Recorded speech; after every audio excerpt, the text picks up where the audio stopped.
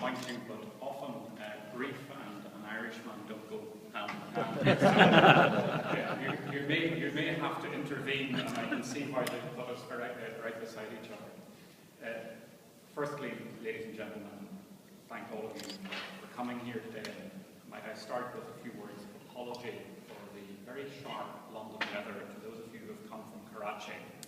But I myself arrived a few days ago and I kept saying, you know, Karachi, please come back, all is forgiven. Ladies and gentlemen, I'm going to limit my comments to more of the political scene, because ultimately that's the judgment that we're asked to make. And I see here in the audience some people from Debenhams. I want to say something about Debenhams, because their opening in Pakistan, their opening of their first department store in Karachi has been nothing short of iconic.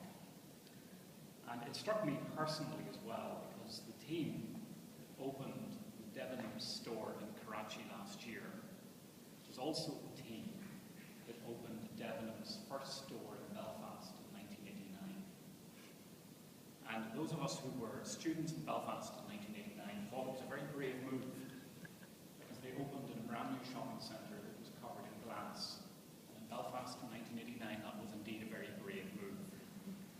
But I think if one sees what Debenhams has done, the other retail brands that are there in Pakistan and the Dalton Mall, I think it says something to us about the confidence that we see in the future of Pakistan.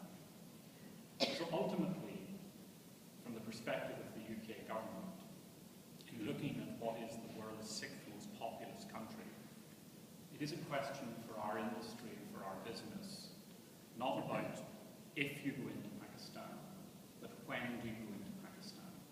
It is simply a market that is too big to ignore.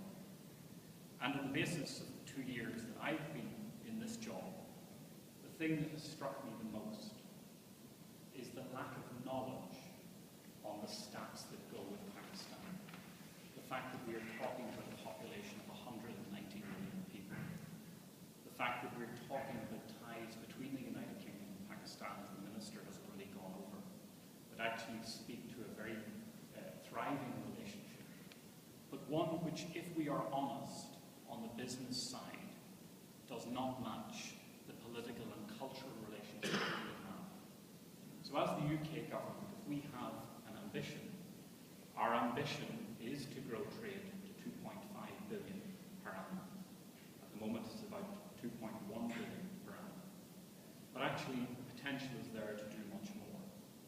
And I think from the UK perspective, from both the Foreign Office and from UK Trade and Investment, our ambition would be to try to actually raise the trading relationship to the level that we have of political and diplomatic relations and also cultural relations.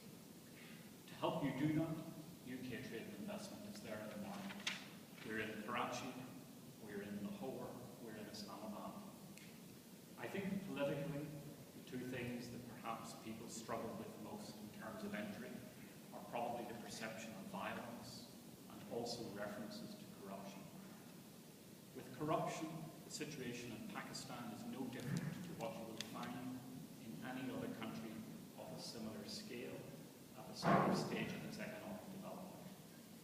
In relation to violence, I would ask you to dig a little bit deeper in terms of your analysis. Do not sit